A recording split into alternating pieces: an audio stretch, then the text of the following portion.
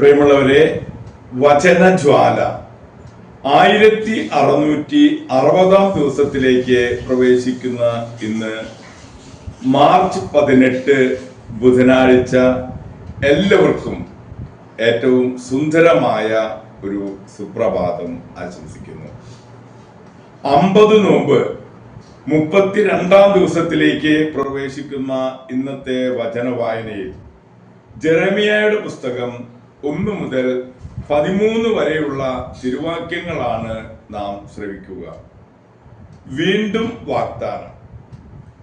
ജെറമിയ തടവിലായിരിക്കുമ്പോൾ കർത്താവ് വീണ്ടും അവനോട് അരുളി ചെയ്തു. ഭൂമിയെ സൃഷ്ടിക്കുകയും അതിനെ രൂപപ്പെടുത്തി ഉറപ്പിക്കുകയും ചെയ്ത കർത്താവ്, അവിടുത്തെ നാമം കർത്താവ് എന്നാണ്, അരുളി ചെയ്യുന്നു. എന്നെ വിളിക്കുക, ഞാൻ മറുപടി നൽകും. നിന്റെ ബുദ്ധിക്കതീതമായ മഹത്വം, നിഗൂഢമായ കാര്യങ്ങൾ ഞാൻ നിനക്ക് വെളിപ്പെടുത്തും. ഉപരോധ ദുർഗങ്ങളെയും വാളിനെയും ചെറുക്കാൻ ഈ നഗരത്തിൽ നിന്ന് പൊളിച്ചെടുത്ത വീടുകളുടെയും യൂദാ രാജാക്കന്മാരുടെ കൊട്ടാരങ്ങളെയും കുറിച്ച് ഇസ്രായേലിന്റെ ദൈവമായ കർത്താവ് അരുളി ചെയ്യുന്നു.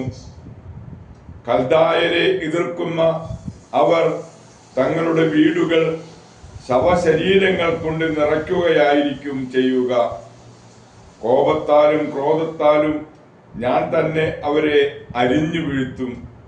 എന്തെന്നാൽ അവരുടെ അകൃത്യങ്ങൾ നിമിത്തം ഞാൻ ഈ നഗരത്തിൽ നിന്നും മുഖം മറച്ചിരിക്കുന്നു. ഞാൻ അവർക്ക് സമാധാനവും ഭദ്രതയും കൊടുക്കും. യൂദയാക്കും ഇസ്രായേലിനും ഞാൻ ഐശ്വര്യം തിരിച്ചു നൽകും.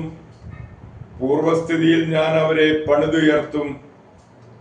എനിക്കെതിരായി ചെയ്ത എല്ലാ പാപങ്ങളിൽ നിന്ന് ഞാൻ അവരെ ശുദ്ധീകരിക്കും. അവർ എന്നോട് മറുതിരിച്ച് ചെയ്ത അകൃത്യങ്ങളെല്ലാം ഞാൻ ക്ഷമിക്കും. ഞാൻ ജെറൂസലേമിന് ചെയ്യാതിരിക്കുന്ന നന്മകളെ കുറിച്ച് കേൾക്കുന്ന ഭൂമിയിലെ സകല ജനതകളുടെയും മുൻപാകെ ഈ നഗരം എനിക്ക് സന്തോഷത്തിനും സ്തുതിക്കും മഹത്വത്തിനും കാരണമാകും. ഞാൻ അതിന് നൽകുന്ന സകല നന്മകളും സമൃദ്ധിയും കണ്ട് അവർ ഭയന്ന് വിറയ്ക്കും. കർത്താവ് അരുളി ചെയ്യുന്നു. മനുഷ്യവും മൃഗവുമല്ലാത്ത ശൂന്യമായിരിക്കുന്നു എന്ന് നിങ്ങൾ പറയുന്ന ഈ ദേശത്ത്, യൂദാ നഗരങ്ങളിലും മനുഷ്യരോ മൃഗങ്ങളോ സഞ്ചരിക്കാത്ത വിജനമായ ജെറൂസലേം തിരുവേദികളിലും വീണ്ടും സന്തോഷധ്വനികളും ആനന്ദഘോഷവും മണവാളന്റെയും മണവാട്ടിയുടെയും സ്വരവും, സൈന്യങ്ങളുടെ കർത്താവിനെ സ്തുതിക്കുവിൻ, അവിടുന്ന് നല്ലവനാണ്, അവിടുത്തെ കാരുണ്യം അനന്തമാണ് എന്ന് പാടിക്കൊണ്ട് കർത്താവിന്റെ ആലയത്തിലേക്ക് കൃതജ്ഞതാബലി കൊണ്ടുവരുന്നവരുടെ ആരവവും ഇനിയും മറ്റൊലി കൊള്ളും. ഞാൻ ദേശത്തിന്റെ ഐശ്വര്യം പുനഃസ്ഥാപിക്കും. സൈന്യങ്ങളുടെ കർത്താവ് അരുളി ചെയ്യുന്നു. മനുഷ്യരോ മൃഗങ്ങളോ ഇല്ലാതെ ശൂന്യമായി കിടക്കുന്ന ഈ ദേശത്തും ഇതിന്റെ എല്ലാ നഗരങ്ങളിലും ആടുമേയ്ക്കുന്ന ഇടയന്മാരുടെ കൂടാരങ്ങൾ വീണ്ടും ഉണ്ടാകും. മലമ്പ്രദേശത്തും താഴ്വരയിലും നെഗബിലുമുള്ള പട്ടണങ്ങളിലും ബെഞ്ചമിൻ ദേശത്തും ജെറൂസലേമിന്റെ പ്രാന്തപ്രദേശങ്ങളിലും യൂദയായുടെ പട്ടണങ്ങളിലും ഇടയന്മാർ ആടുകളെ എണ്ണുന്ന കാലം വീണ്ടും വരും. കർത്താവ് അരുളി ചെയ്യുന്നു. ദൈവത്തിന്റെ തിരുവചനമാണ് നാം ശ്രവിച്ചത്. പ്രിയമുള്ളവരെ, ആഗോള കത്തോലിക്ക സഭയിൽ ഇന്ന് ജെറൂസലേമിലെ വിശുദ്ധ സിറിലിനെ അനുസ്മരിക്കുന്ന പൊൻസുദിനം. പലസ്തീനായിൽ നിന്നുള്ള ഏക വേദ പാരംഗതനാണ് വിശുദ്ധ സിറിൽ. അദ്ദേഹം ജെറൂസലേമിൽ ജനിച്ചു. 384 മുതൽ 386 വരെ അവിടെ മെത്രാനുമായിരുന്നു. കാൽവരിയിലെ പ്രഥമ ദേവാലയം പണിതുയർന്നതും മതത്യാഗിയായ ജൂലിയൻ ചക്രവർത്തി ക്രിസ്തുവിന്റെ പ്രവചനത്തെ പരാജയപ്പെടുത്താൻ 363 ജെറൂസലം ദേവാലയം നിർമ്മിക്കാൻ തുടങ്ങിയപ്പോൾ തറയിൽ നിന്ന് അഗ്നി വമിച്ചതും സിറിൽ നേരിൽ കണ്ട കാര്യങ്ങളാണ്. വിശുദ്ധ സിറിലിന്റെ പ്രധാന ഗ്രന്ഥം 24 ഉപദേശങ്ങളാണ്. വേദോപദേശ പ്രസംഗങ്ങൾ.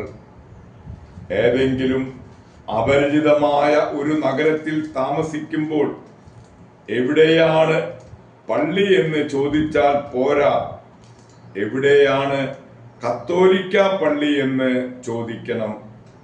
നമ്മുടെ എല്ലാവരുടെയും അമ്മയും നമ്മുടെ കർത്താവ് ഈശോ മിശിഹായുടെ മണവാട്ടിയുമായ ആ പരിശുദ്ധ സഭയുടെ പേര് അതാണ്. ലളിതമായിരുന്നു സിറിലിന്റെ പ്രസംഗങ്ങൾ. മെത്രാനായിരിക്കുമ്പോൾ സിറിൽ 3 പ്രാവശ്യം നാട് കടത്തപ്പെട്ടു. 358 360 മധ്യേ 2 പ്രാവശ്യവും 367 മുതൽ 78 വരെ തുടർച്ചയായി 11 വർഷവും വിപ്രവാസം അനുഭവിച്ചു. സിറിലിന്റെ കാലത്ത് ജനങ്ങൾ വിശുദ്ധ കുർബാന 2 സാദൃശ്യങ്ങളിലും സ്വീകരിച്ചിരുന്നു. തിരുവോസ്തി അവരവരുടെ കയ്യിലാണ് സ്വീകരിച്ചിരുന്നത്. എന്നാൽ എത്ര ശ്രദ്ധയോടെ വേണമെന്ന് സിറിൽ നിർദ്ദേശിച്ചിരിക്കുന്നത് കേൾക്കുക.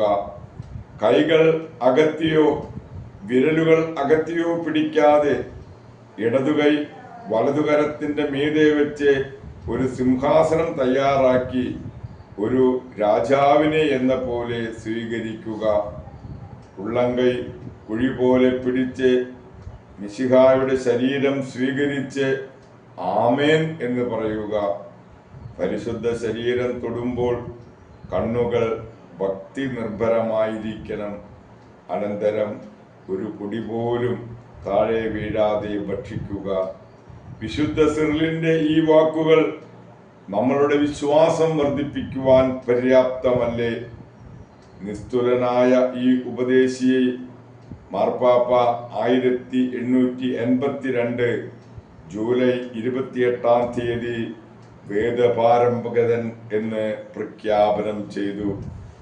പ്രിയമുള്ളവരെ, സഭാപിതാവും മെത്രാനുമായ ജെറൂസലേമിലെ വിശുദ്ധ സിറിലിന്റെ മാധ്യസ്ഥം യാചിച്ച് ഇന്നത്തെ ഈ നല്ല ദിവസത്തിലേക്ക് നമുക്ക് പ്രവേശിക്കാം.